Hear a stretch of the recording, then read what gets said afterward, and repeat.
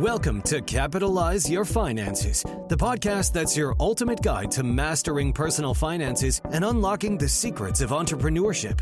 Each week, we dive into the world of personal finance and business development and have fascinating conversations with industry experts, seasoned entrepreneurs, and thought leaders who share their insights, strategies, and stories to help you get ahead in life. Whether you're a seasoned entrepreneur looking to scale your business or someone just starting out on your financial path, this podcast is your go-to resource for inspiration and actionable insights. Welcome back to Capitalize Your Finances. As always, I'm your host, Christopher A. Panayiotou, certified financial planning professional, the Cap and Capitalize. And on today's episode, we are answering your questions, number 4. But before we do that, as always, the free tip of the week. When a major financial life event comes across your life, reverse engineer what the next decade would look like and ask yourself if the pros outweigh the cons. So one of the things that I like to talk to people about is the house analogy. So I get it. Sometimes you got to move into a bigger home for whatever reason or a bigger place. Doesn't necessarily have to be a home, but let's think about this. If you are moving into a bigger home, and you put a down payment down and you know that it'll be an extra, maybe not a couple thousand, but $1,000 or $1,500 more a month.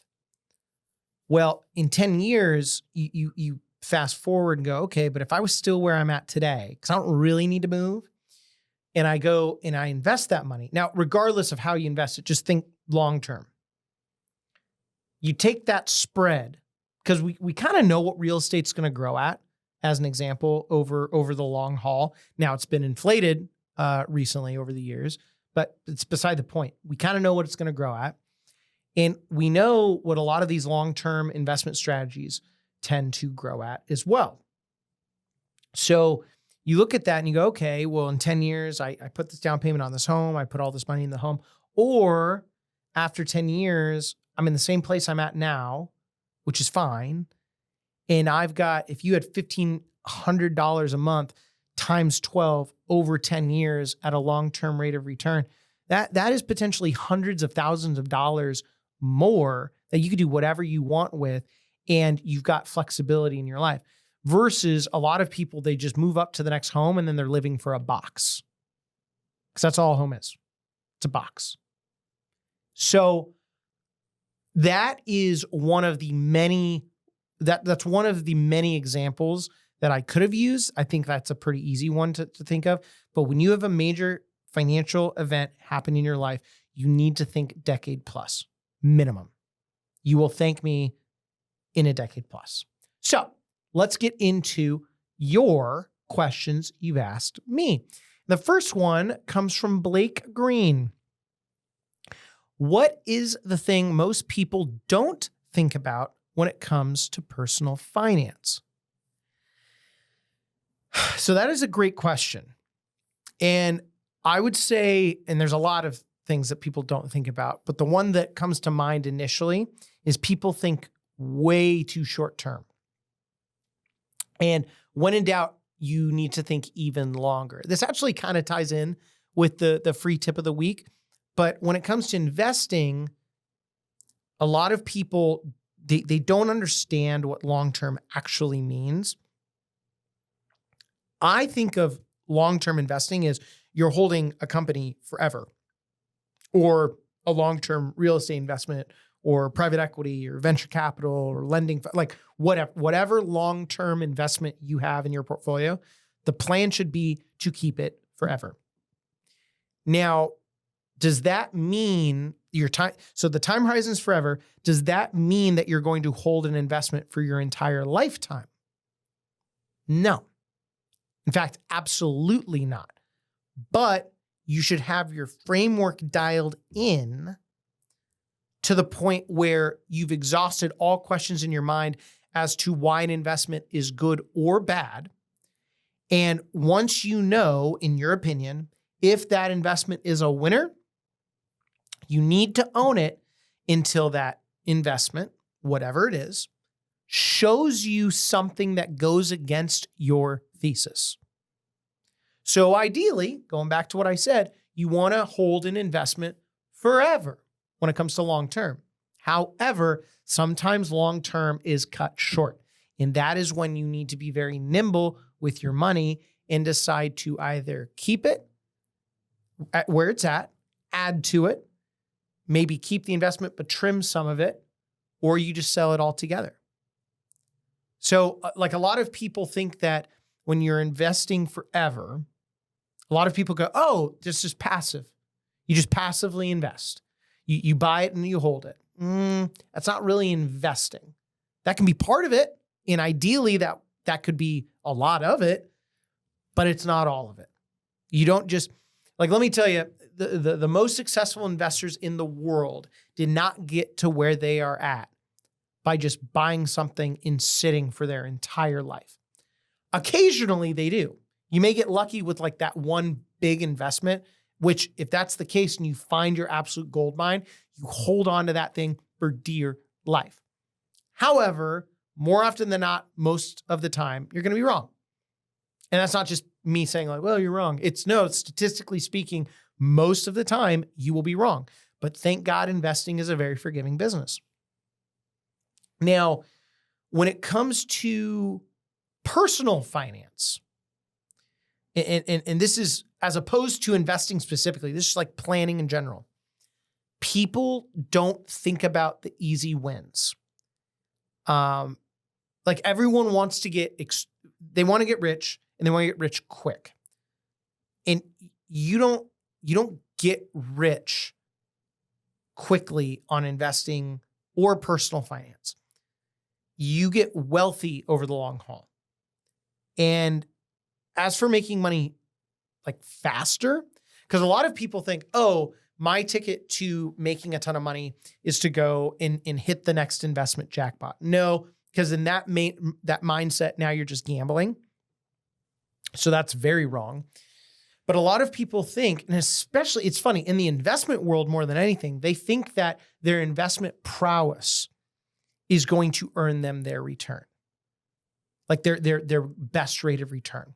I actually saw this when I went to Berkshire Hathaway last year.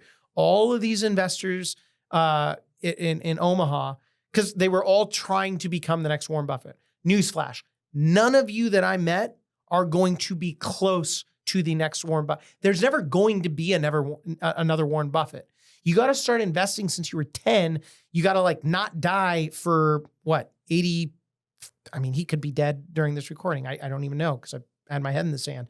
But you have to be investing consistently for like what, over 80 years and earn a 20% return, 19.4, but let's round up. That's unheard of. It ain't going to happen. So my point is, because all these investors that like I met at Berkshire Hathaway, they're actually all really good at investing. In some cases, they actually might have some pretty good track records. But it's funny because you look at them and they're always trying to think like, how do you go and make more money? Well, the famous investors there, yes, they've done very well at what they do because well, I guess you could be famous and just suck at your job. But most of the time, you get famous by being like really good at your job, but you also become successful by understanding how to sell. Because that is where you can earn the highest rate of return on your money, is by learning how to sell and actually make more at whatever you're doing. And then you can take whatever you've made and then go and invest it more on the back end. And that's when my second book, Capitalize Your Sales, comes into play. So Blake, great question. Now, I'm going to try not to butcher the last name here. It's at Rami Gaber 201. If I butchered it, I'm sorry. In my defense, Panioti is a tough one to pronounce, so we all fall short. But I tried, okay? So Rami's question. I just finished school as a dentist, and now I will go through a year of training under supervision. So I'm learning about copywriting, trying to get some money to help me financially and to start a practice after I finish this year. What do you think about this plan? I'm looking forward to your opinion.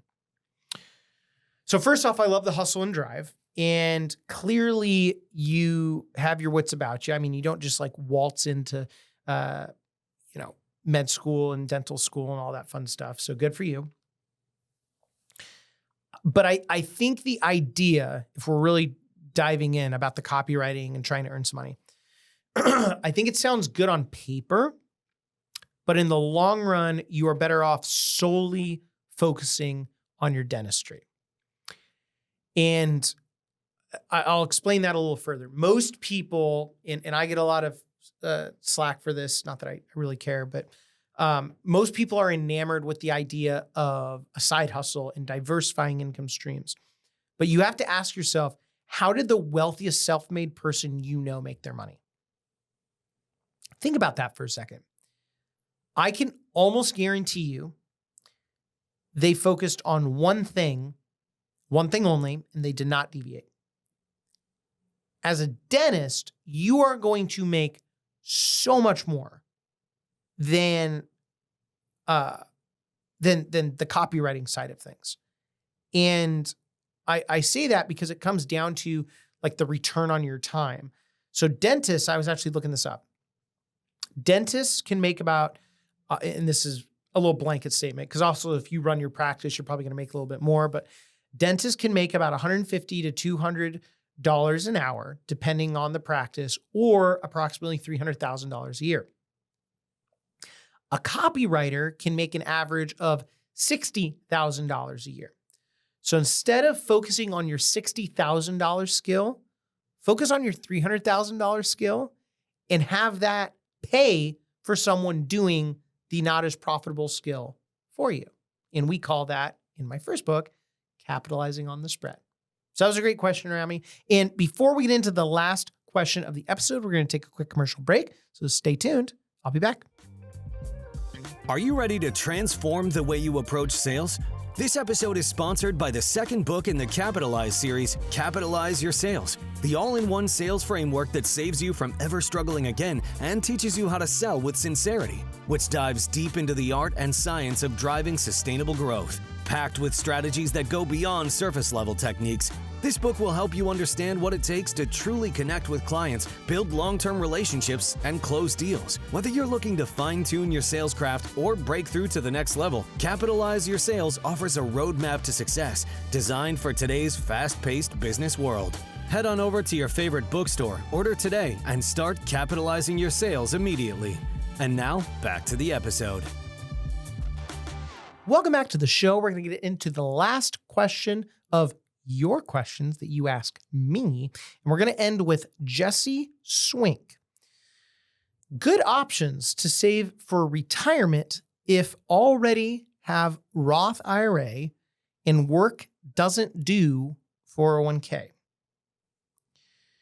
So if you already have a Roth IRA and your company does not have a retirement plan, before thinking about anything else, you want to first max out your Roth IRA, which in the new year, in 2024, it was $7,000. In the new year, it will be $7,500. So, and $8,500 if you're 50 or older. Once you have that done, assuming you don't have any pressing short-term needs, so we're talking kids, family looking after, maybe you're saving up for a down payment on a home, or even furniture or a car, something to that regard. The next step would be opening up an investment account, and that would be called a brokerage account. And you'd want to start investing money into that. Now, how you invest that money is completely up to you. And you've also got to think about, you got to think about a couple things here. One, you got to think about when you need this money, and then you need to back out of the time horizon, basically like which investments are going to work for you. And by the way, I just wanted to correct myself. It's $7,000. I don't know where I got $7,500. $7,000 for 2025, $8,000 for an IRA contribution if you're 50 and over. So I misspoke earlier. I apologize for that. But going back to how do you invest within your Roth IRA? I would tell you, you want to keep things as simple as possible for as long as possible. Now, a common misconception people get is, oh, I'll just go and invest in an index fund because that's like the thing. That could be the right thing for you, but I also don't know your temperament. So you might be a guy that appreciates a mutual fund portfolio manager. So maybe you've researched someone and you recognize that he or she checks all of your boxes, has an investment strategy that aligns with you or something that you at least understand and you want to get behind. So you could go and invest in that mutual fund or mutual funds. Let's say that you want to get a little bit more into the weeds and you want to get a little bit more custom with the holdings that you have. So you understand the stocks in the businesses that you own. So that's a better route for you. That I don't know about you, but I just want you to know that's what I mean by however you want to invest it is up to you. Now, I do want to mention something too before we close out this episode. Because you've got your Roth IRA, which is great. I don't know if you're maxing it out or not. If you are not, you should be maxing it out. And I'm making blanket statements here because I don't know your tax bracket. I know nothing about your situation. I'm just going off of the bare minimum that you gave me, which is fine. You want to max out your Roth IRA first before you think about anything else. Then you'd want to open up an investment account, brokerage account, and invest accordingly within that. Now, let's say that your work does decide to start a 401k plan. Okay, if that's the case, you want to stop contributing to your Roth IRA. You want to stop contributing to your non-retirement brokerage account, your investment account. And then until you max out your 401k, and only then, after that, you would want to contribute to your Roth IRA, assuming your tax bracket isn't too high, which we've talked about how to get around that in the past. And on top of that, you would contribute to your investment account. So if you have access to a retirement account, like a 401k first, max that out. Then Roth IRA, then you'd want to invest in your investment account. If you don't have a 401k, obviously that's gone. Roth IRA, investment account, keep doing what you're doing. Keep it as simple as possible, as long as possible, and invest in what you know and what you understand. So Jesse, that was a fantastic question. And we also have a Roth IRA white paper for you to check out. So if you go to capitalizepodcast.com, you can actually take a peek at that and learn a lot more about your Roth IRA, some of which you may not even know today, okay? But that does it for today's episode on answering fans' questions. I absolutely love your questions. They mean the world to me. Keeps this capitalized train chugging along. Say that 10 times fast. But in all seriousness, these questions are fantastic. And I tell people all the time, because some people get really nervous about asking questions and shooting them my way. Don't get scared. If you're thinking of a question, I can guarantee you there are hundreds of other people that are thinking the exact same thing. And if you don't ask it, think about it this way, hundreds of people will not get the answer. So in many ways, you're the gateway to fueling their financial success. And I just happen to be a steward of that. So as always, I'm your host, Chris Ray Panayiotou, Cap and Capitalize. And until next time, keep capitalizing. As always, thank you for joining me today. If you have questions about today's episode or any personal finance questions, please reach out to me at Cap and Capitalize on Instagram, Chris at capitalizeyourfinances.com, or via our website, capitalizepodcast.com.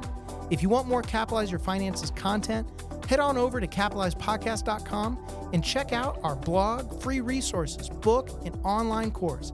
As always, I'm your host, Chris Ray Panayiotou, Certified Financial Planning Professional, the Cap and Capitalize. And until next time, keep capitalizing. The information provided should not be considered specific tax, legal, or investment advice and is not specific to any individual's personal circumstances. Each taxpayer should seek independent advice from a tax professional based on his or her individual circumstances. These materials are provided for general information and educational purposes based upon publicly available information from sources believed to be reliable. The information in these materials may change at any time and without notice. There is no guarantee that any investment strategy will meet its stated objective. All investments involve risk, including potential loss of principal. IRA IRA withdrawals will be taxed at ordinary income rates. Withdrawals prior to age 59.5 may also be subject to a 10% penalty tax. Roth IRA distributions of principal from a Roth IRA are tax-free. However, any earnings will be taxed at ordinary income rates, and the 10% penalty tax will apply if withdrawn prior to age 59.5 or within 5 years of the date the Roth IRA was established, whichever is longer. 401k benefits may be subject to change at your employer, the governing pension, or benefit organization's discretion. Before investing, carefully consider an index fund's risks, investment objectives, charges, and expenses. To obtain a prospectus or summary prospectus which contains this and other information, call your financial advisor. Read the prospectus carefully before investing. Christopher Poniotu is a registered representative with and securities and advisory services offered through LPL Financial, a registered investment advisor, member FINRA SIPC. Capitalize Your Finances LLC is a separate entity from LPL Financial. Capitalize Your Finances is not registered as a broker-dealer or investment advisor. CRPS conferred by College for Financial Planning. The people and companies mentioned in this podcast are not affiliated with or endorsed by LPL Financial or Capitalize Your Finances.